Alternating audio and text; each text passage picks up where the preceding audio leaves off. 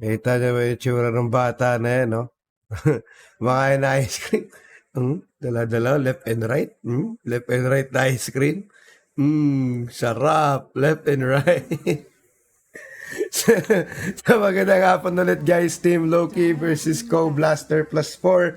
Ang ating fourth ba? Fourth match dapat. Dahil yung iba nagka-default. So Warlock ang una mababan dito ng Loki. And Nature's Prophet naman sa Co Blaster plus 4. Wait lang guys ha. 5 seconds remaining.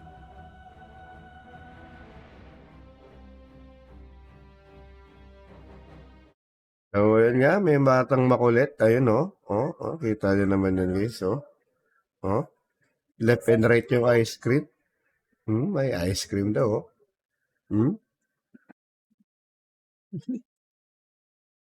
Lang nalagyan na ice cream yung buhok. Saglit.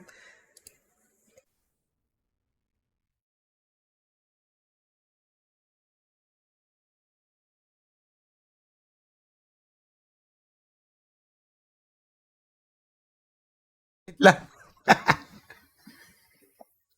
Kitang-kita sa camera.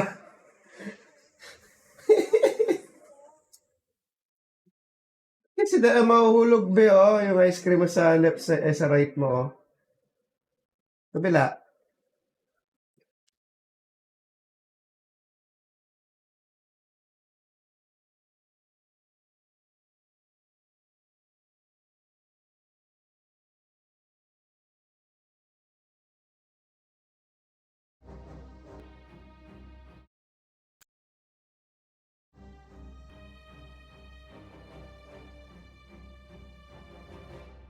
So, yun nga. Epic. So, banda ba dito na sumunod sa Loki is gonna be Chaos Knight and Spirit Breaker, while on the Co Blaster is Barney o si Primal Beast, Muerta, and Witch Doctor. Dire team pick. So, pick agad sila ng bench dito for Team Loki, no? Radiant team ban. So, ayun, Spectre agad. Mainit-init. Spectre agad. Wala nang isip-isip. Spectre agad ang kanilang uurahin dito, mga kapatids. And, yun. Let's go to CR muna. While picking pa. Teke Samban.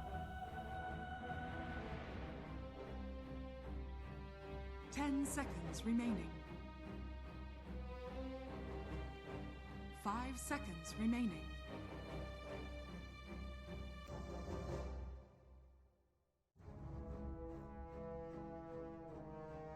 Dire team ban. Dire team pick.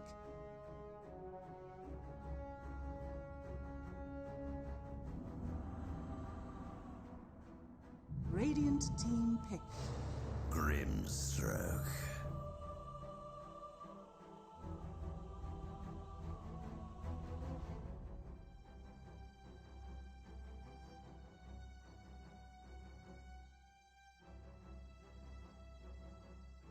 Ten seconds remaining. 5 seconds remaining. So, ayun, we are back again. Let's see what happened. Tekis and Ench ay mababan dito ng Loki, while sa Co-Blast naman will be the Axe. And nahanap ko yung aking Radiant team panyo.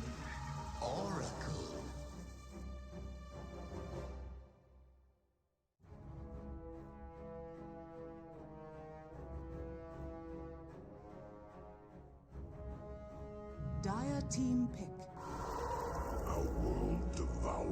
Yon. May Venge, Oracle, and OD, while sa Co-Blast naman ay may Spec and Grimstroke. The combo ng Spec with the Inkswell. 10 So, seconds remaining. makakakita ba tayo dito ng Iron Shell from 5 Darkseer? seconds remaining. So, ating tungayan, now the reserve time will be used by Co Blaster, pero kung kakanila magiging third pick dito and instant pick para sa Tuskar. Makukunat. Meron silang save Meron din silang pambose talaga dito sa team fight with the ano, no? Water shower. 10 Water seconds shower. remaining. 5 seconds remaining. Ay, hindi ko pala naon yung camera ko. Sandali. Lapi. Alright. So, ito at last sa 5v5. Team ban. So, Slardog ang magiging fourth pick dito ng Loki. Naku po.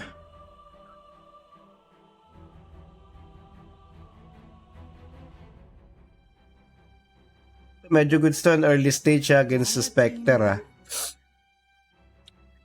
Di kaya guys, sinisipon ako. Ano tayo, Kams? Dire team ban. Yappy Ballers. Radiant team ban. So, ayun, Slark and MK will be banned by Co-Blaster and Tide naman dito sa Loki. So, off na lang or mid na lang ata kulang dito ng Co-Blast. Think they can go for ano? They can go for an offlane Kunkka. Phoenix na naging last ban dito ng Loki.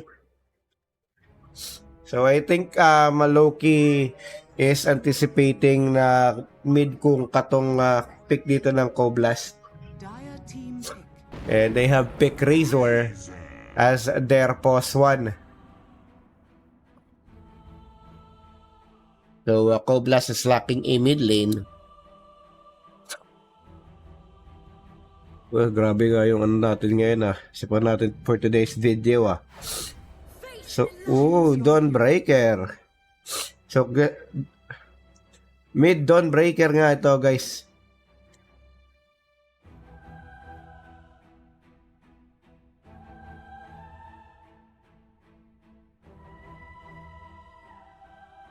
Ito na Oracle.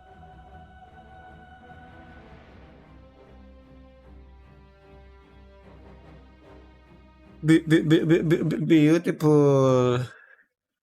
Beautiful.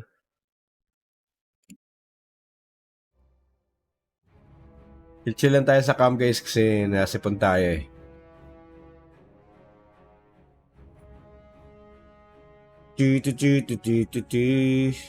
Ang sakit itong Dawnbreaker.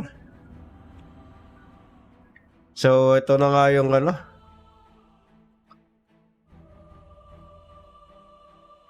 Ito nga yung Makate sa global presence with the Dawnbreaker and Spectre.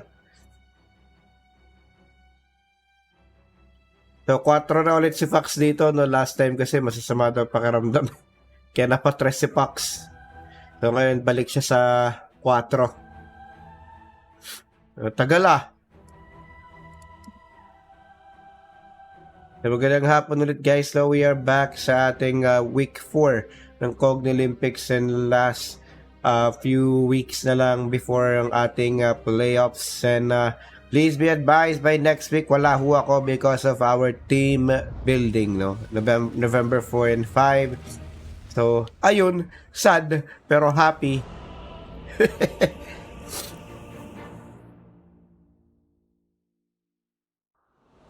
So, ayun na nga guys, tayo ay nagbabalik na. Let's start. Di pa ata ako nakapagana pero okay lang yan. Tingnan natin, alright. So, pakilala natin Radiant side, Team Loki, Gelboy, gagamit ng Oracle, Slardar naman dito kay Stanley. POG naman sa Razor, OD naman si Max, and a Vengeful Spirit para kay Super Mario. Kabila naman Fox gagamit dito or sa Co-Blaster gagamit naman si Fox dito ng Tusk. Kunkka naman para kay Brian, Grimstroke naman para kay Black or Co-Blaster, Jules sa kanyang Dawnbreaker, and Spectre para kay Gat. Adrian Santa Maria, G Co-Blaster plus 4.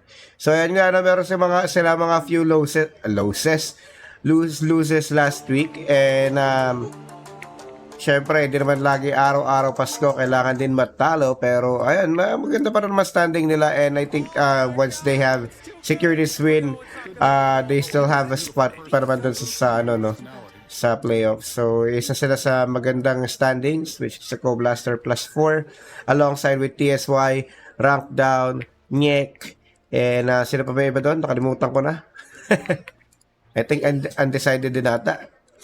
So ayun, nagkapalit ng linya itong dalawang panig dito na pero Spectre will now go back sa kanyang lane para magkaroon ng counting space or preparation before sa laning phase.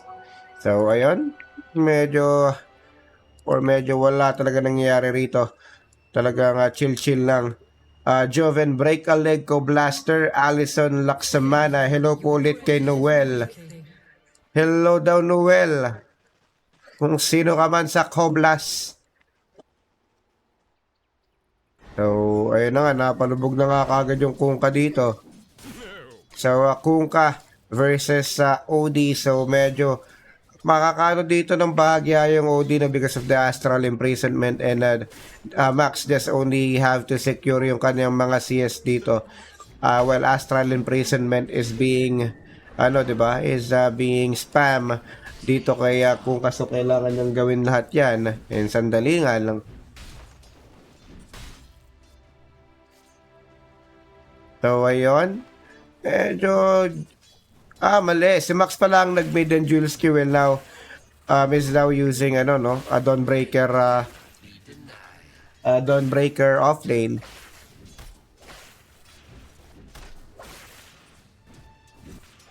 Okay, so medyo makatinga talaga din yung lineup dito nga ng Co-Blaster dahil lang rin sa global presence. Shadow Step plus the Solar Guardian is definitely a thing na dapat nating abangan later on. Pero dito sa top lane natin, Grimstroke is being harassed by the two heroes of Loki. Now Super Mario is still talagang inaharas pa rin to.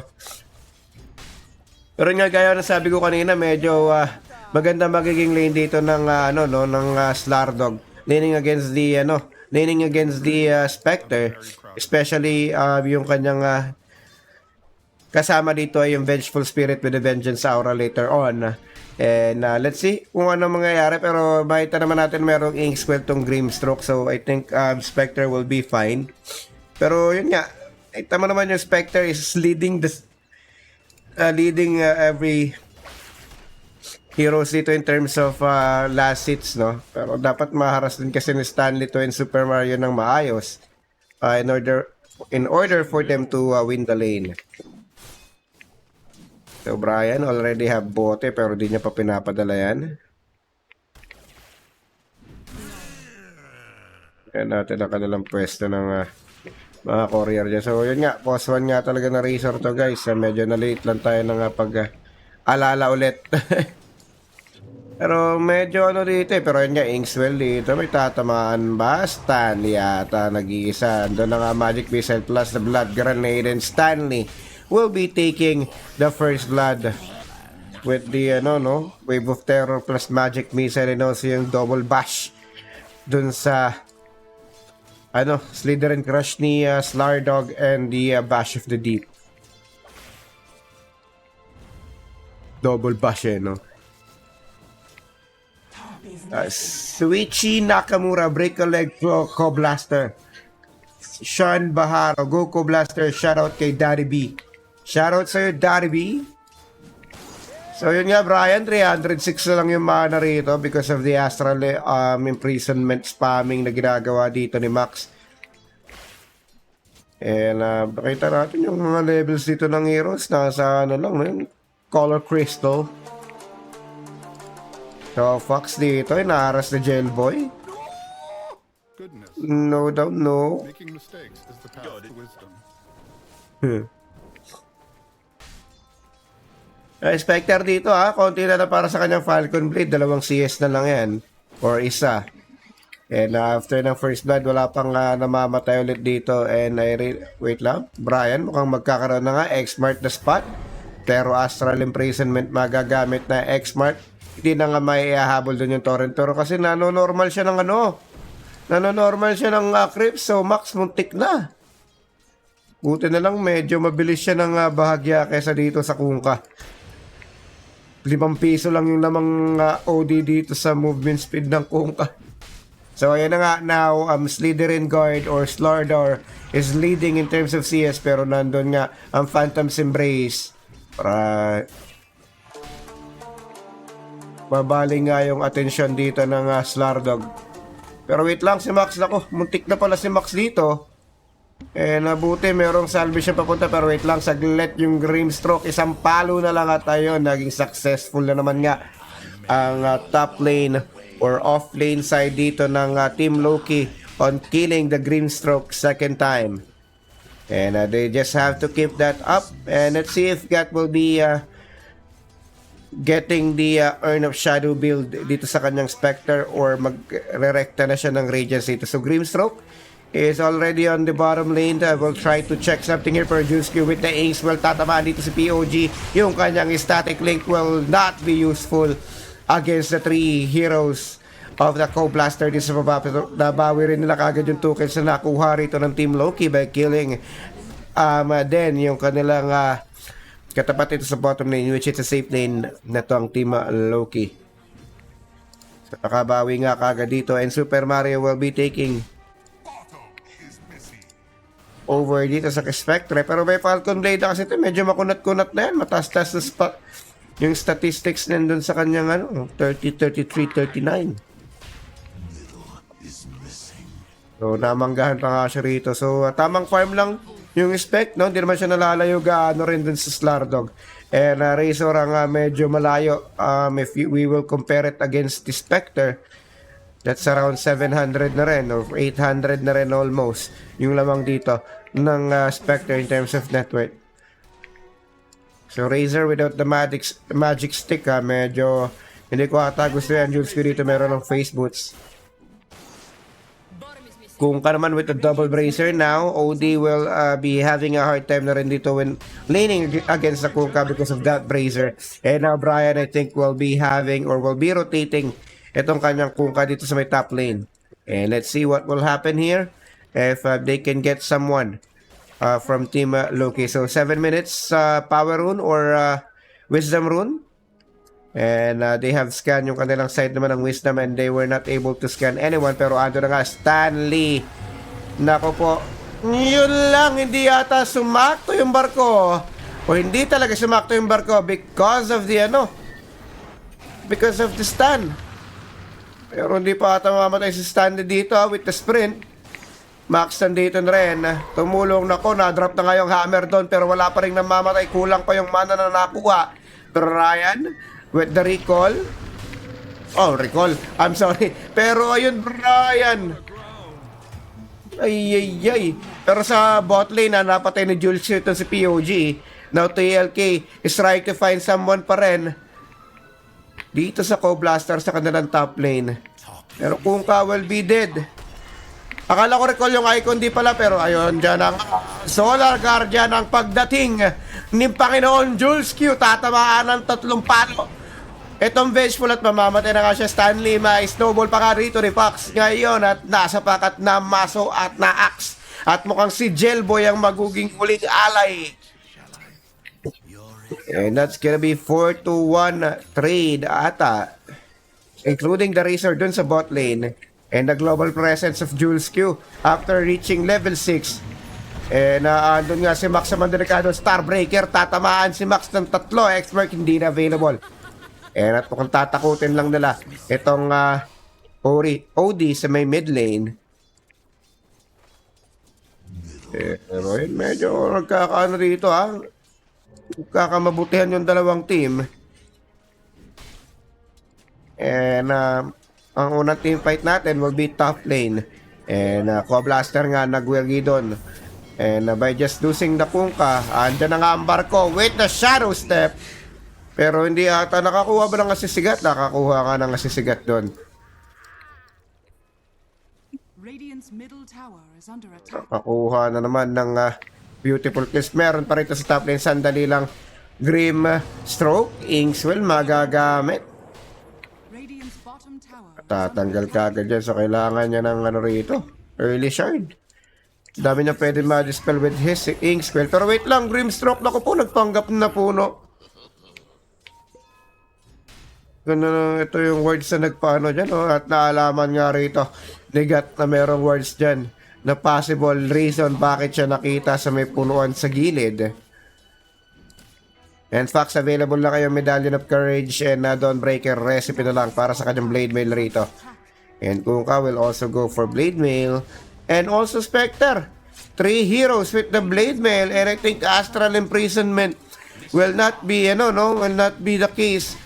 Or will not be able to save the Loki or Team Loki dun sa 3 Blade Mails itong Co-Blaster. Pero sandali lang, X-Mark. With the turret, hindi to tama, pero nandyan na naman na sa Shadow Step, pero hindi ron makakakuha.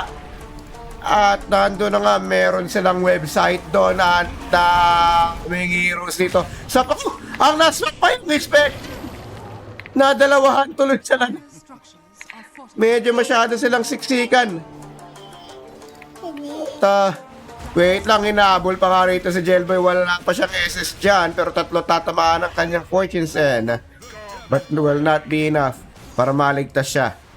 And biglang bulusok dito ng Co-Blaster with their global presence talaga. Yun yung kanilang nagiging armas dito. Pero sandali lang yung Slardog natin ngayon. Nagtatatakbo. Inkswell. Lalagyan si Gat. Tatamaan si Slardog with the punch. And Gat will be able to get the kill dito sa Slardog. So the global presence plus the panghabol capability na meron itong Co-Blaster, siguradong walang takas. And with the level 1 sprint, talagang mahahabol ka niyan at maabutan. Pero OD will be getting an Aghanim Scepter na based dun sa kanyang naka-queue. And let's see if magbabago pa yung kanyang isip dito.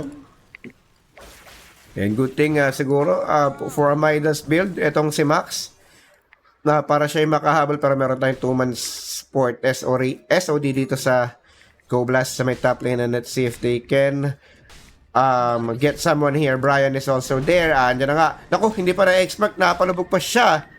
And kitang-kita nga siya rito. Kitang-kita siya rito. I think because of these words. Or dahil umaga. Pero ayun nga. Gat, nandito na sa may mid lane. Recipe na lang para sa kanyang Blade Mail. Well, andito naman sa bot lane. Static link dito kay Jules Q. Kaso ang problema dyan, guys, masakit talaga yung damage itong Dawnbreaker with the physical and magical damage. And hindi na nga napigilan yan ni POG para siya mabuhay. So meron na siya ritong 3 deaths, no? Sa kamay ni Jules Q. Radiant's middle tower is under attack. So andyan nga, guys, ang ating network. Dire's top tower is under attack. And a quick item check tayo. Bottom tower And tier 1 tower naman dito sa may top lane will be destroyed by Team Loki. So ano nga, Stanley, na-expect na dito, wala atang kontra dyan, pero yung Astral Imprisonment na defensive type coming from Max, pero nando na nga Soulbind, kaso wala pa atang naging silbi, pero nandun sa slow, pero Solar Guardian, dalawa tinamaan, pero wala pa rin namamatay dito. Unang mamamatay kagad si Jelboy. Super Mario susunod na, makakabitaw pa ng Wave Terror. Stanley naman ngayon nasa delikado, 4 tatamaan nung kanyang stand, pero ma-X-mark siya, 3 sa wala ang makukuha ng Co-Blast. And again with the Solar Guardian, iba talaga ang nagiging team fight. And always favorable ang Co-Blaster because of that. Pero under naman nga, talagang tamang karas lang yung Kunkka rito. Radiant's top tower is under attack. So, ang importante lang naman siguro para sa akin yung Soulbind dito is gonna be the slow, syempre. It's a good thing na kung makikukuha ni Fox yung double Walrus Punch, diba? Double Phantom's Embrace. Pero the most important thing kasi dito is yung combo nila with the Inkswell na merong shard na Grimstroke, no? So right afterwards, once the shard is up, Radiant's talagang hindi na magiging okay yung kalagayan dito ng Loki, especially with the dispel ng shard. So ayan, no? Meron pang heal, di ba?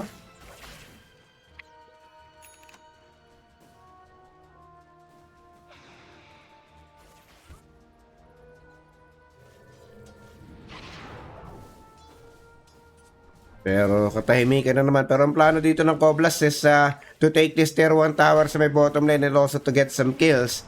Wala ata silang set yan. Makikita kagad nila si POG dito pero nandun na nga yung expert plus the shadow step. Matatamaan pa ng barko at sapak.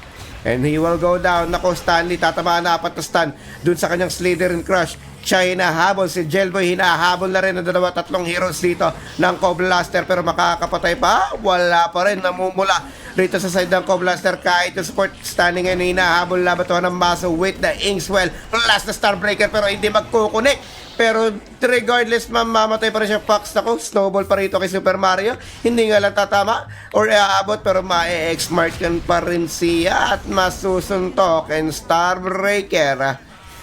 Hindi na aabot para makuha yung kill because Brian will be able to take down this vengeful spirit.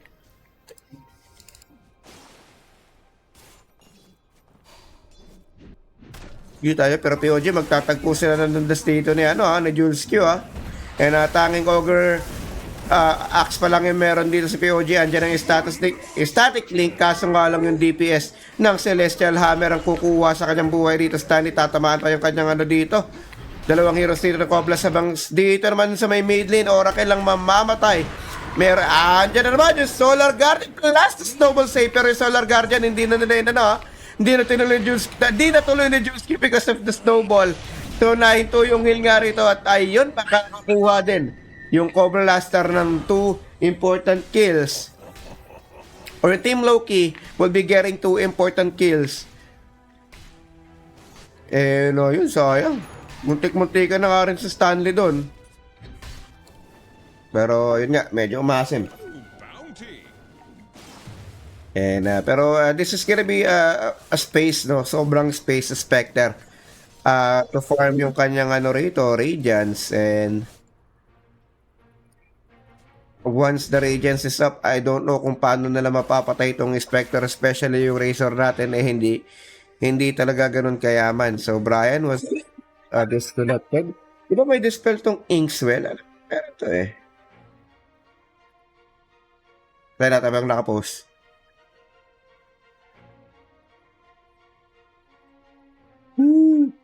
So wala.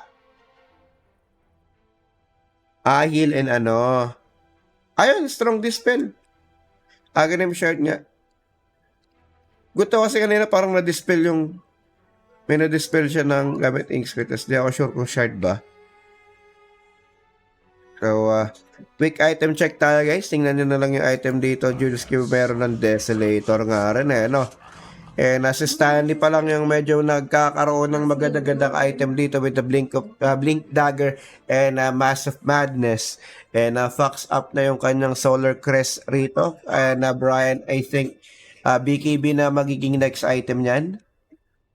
So, a few minutes from now, open na yung Tormentor and let's see if they will try to get that.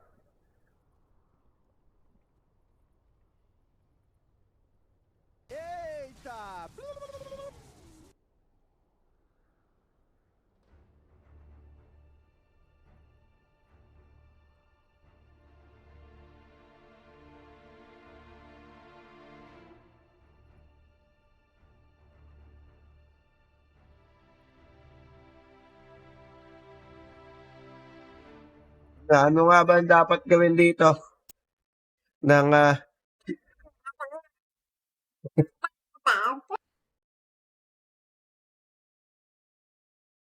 So, andyan na nga.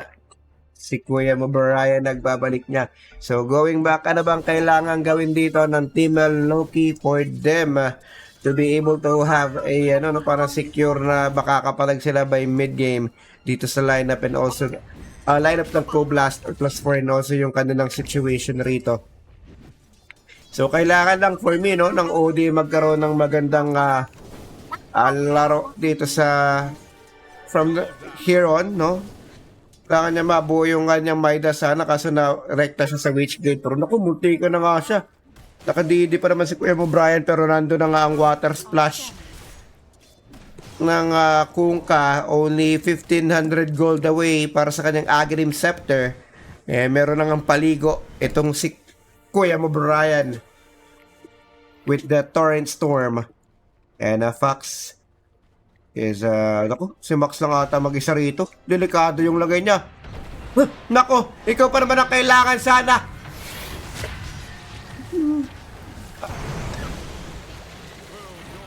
At ayun na nga, dalawa pa nahuli ng shard dito with the Solar Guardian plus the Soulbind. And that's gonna be 3-4-0. Co-Blaster easily picking the heroes of Team Loki. Radiant's bottom Naku po. is under attack. So medyo hindi mo kasi pa mahirap-hirap din talaga tong pangyayari dito sa Team Loki with their lineup, especially with the the Razor Post 1. Kasi kahit sabi mong kumukuha ka ng damage, may magic damage tong mga to eh. Also, wala pa namang level ng Storm Surge mo. Wala ka pang kunat gaano. And kailangan talaga ng Loki dito to play around with their OD kasi yung Arcane Orb nito, yung talaga magiging susi sa kanilang tagumpay. Na kailangan mag-play safe dito ni Max. Kung ako ang tatanungin ninyo, kailangan niya ng Midas sana kanina instead of going dun sa Witchblade. And to farm and make the game siguro as much as make the game longer, no? Na kaya tumapat na dito sa Spectre. So, Spectre kasi ito eh. Spectre will now have his regions after 300 to 400 gold. Ano na, 300 gold na lang ang kulang para mabuo yung kanyang regions dito.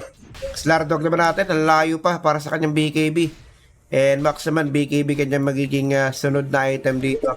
Pero malayo pa masyado yung OD or yung Team Loki sa mga items na gusto nila. And this is getting bad. 20 minutes into the game, 15k gold advantage sa kalamangan ng Coblas. 24-6. And andyan na nga, ang Tormentor ay buhay na. And Team Loki will be getting this Tormentor para magkaroon man lang or magkaroon sila ng advantage depende dun sa makukuha nila. Naku, sa Razor pa talaga. Tower is under attack. Oracle sana eh. So, ay, meron na pala yung Oracle. Okay. O, ito, Slardog. Ganda itong Slardog eh. Pero yun nga, it is what it is. B.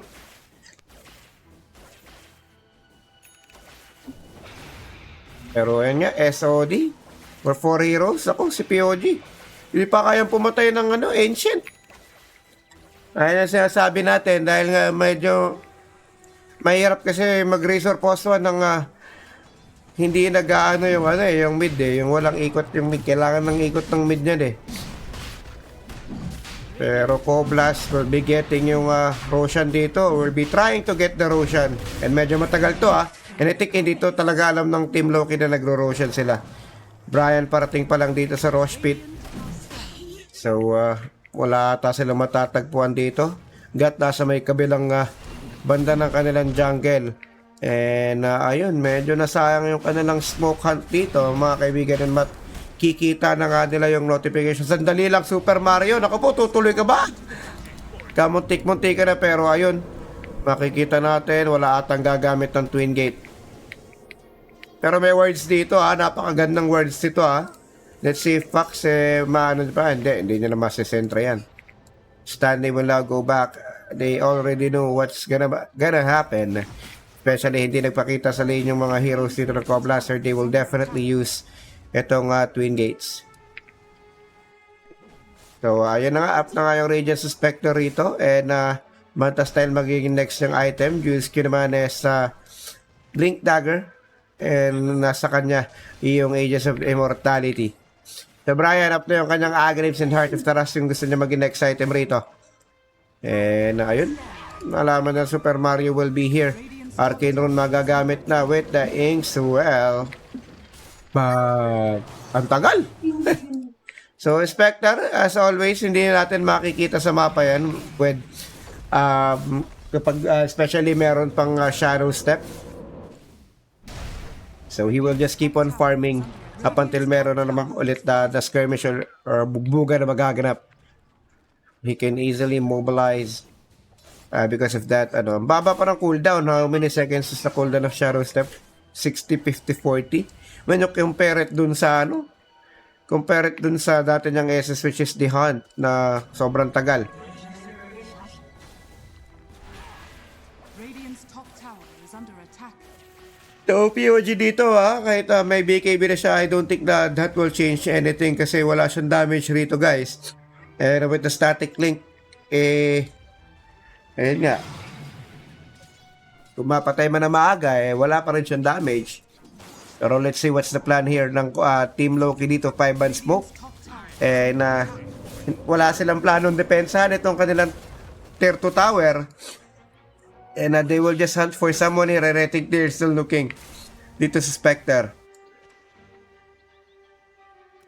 So ito ho, ang nakikita ngayon ng Team Co Blaster. Pero wait lang, SOD, malapit na ata matapos. Pero ando na nga ako, sigat makikita nila Blade Bill magagamit agad ako. May disconnect, hindi tumama yung Slithering Crash, pero kuka na, andyan na nga rin. Ando na nga, ang Shadow Step, last sa Soulbind, nailapag na nga rin yung Sanity Eclipse, pero walang nangyayari mga kaibigan.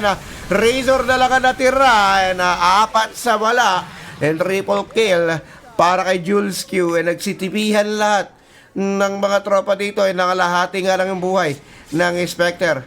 And sobrang kunat niyan guys, may disconnect yung kanilang rito, kanilang pagbitaw ng skills.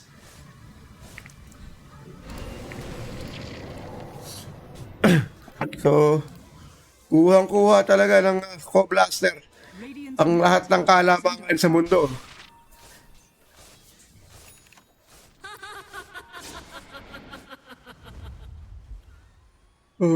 Another SOD coming from dito, no? Team Loki, di sila sasuko, gusto silang patayin tong Spectre.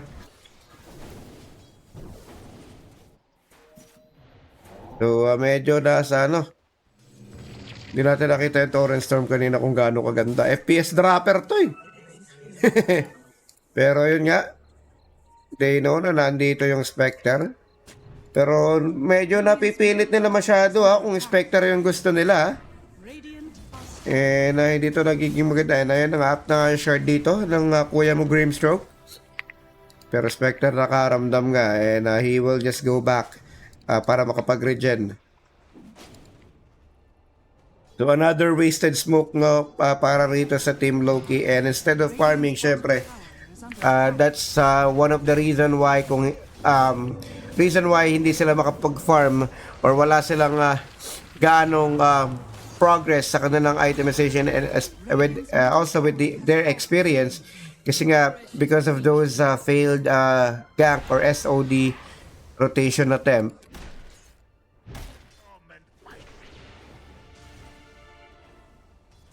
So Fox, available na nga kaya yung kanyang Blink Dagger rito.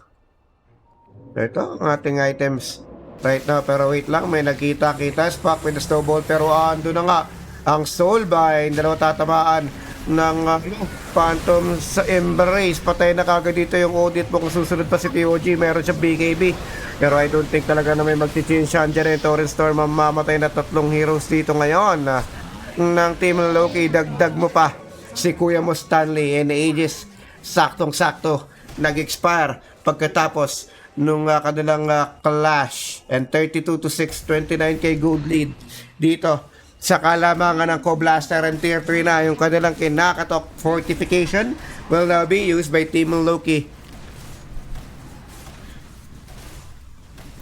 Pero ang bilis nga rin ng Torre rito, kalahati na nga kagad, wala silang creeps Meron ba? Wala. Parating pa lang. Jules Q, delikado lagay. And they need to respect itong pagkabuhay pa rin ng Team Loki. Everything is now available para sa kanilang side. So Daedalus na itong Dawnbreaker, konti na lang. It's just 100 pesos away para sa kanyang Daedalus. And Go Scepter na yung Grimstroke.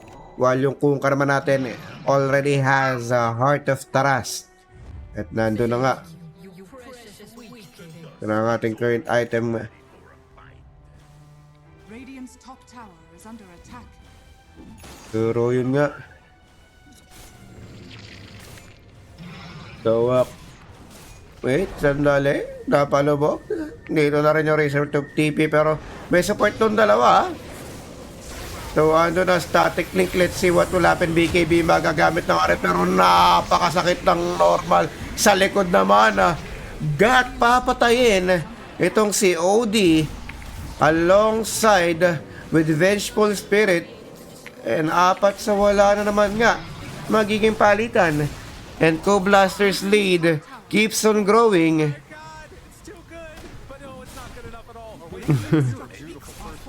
And that's gonna be the second fortification na magagamit dito ng Team Loki, and there will be no second forty na for the rest of the game para sa Loki. And grabe, if you can see the net worth, everyone has been out farm, and their post 4 post 4 ng Co-Blast mas mayaman pa rito sa mga heroes ng Team Loki aside from Slardar. Pero yun nga, nagkagulo na. False promise magagamit.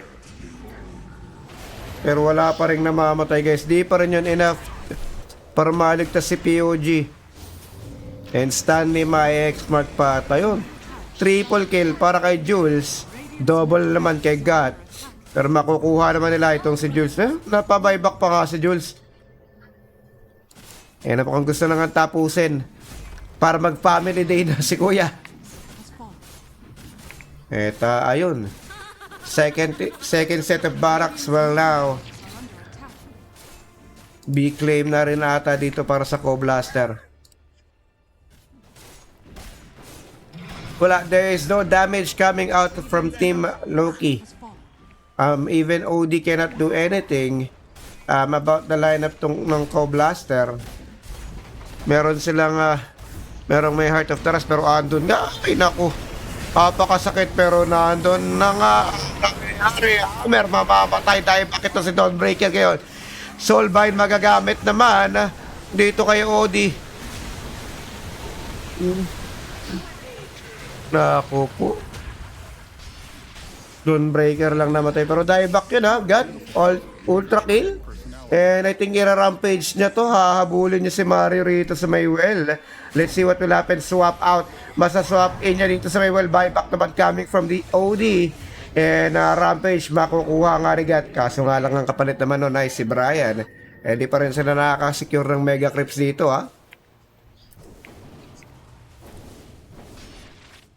Ay, ang sakit ng back damage. Static na ko. Sigat, delikado pa ata. Meron siyang Heart of Taras dito. So let's see kung pamamatay ba siya o mabubuhay. Wala na yung backup niya na tropa. Pero nandyan na si Grimstroke. Inkswell magagamit. At nandun na nga, pampabilis.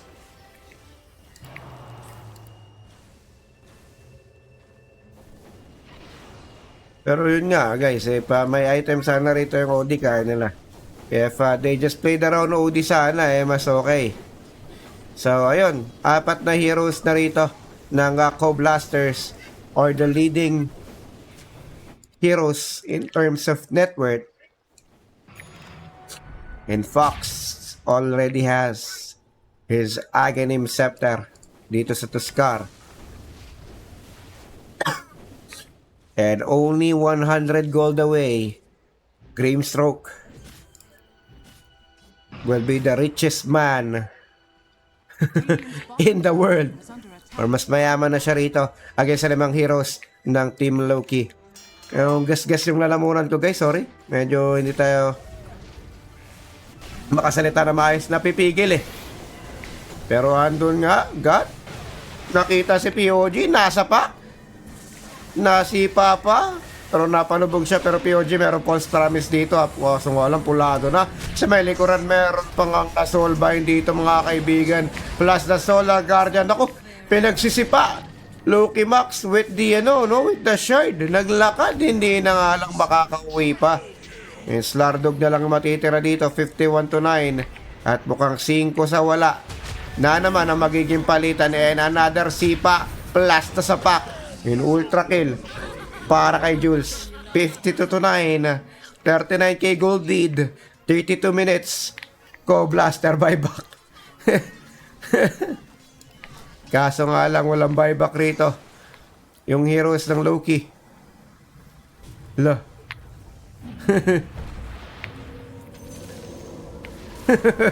So, tamang tilt ngayon. Yung Koblas dito, mga kaibigan. At ayun na nga, inubo na naman. Pero ayun, nasipa, nasapak. And tier 4 towers will now be claimed. Plus yung Pechay na yung magiging next item nila dito, no? Ayun, sipa na naman. Sipa na naman. So, munti ka na nga.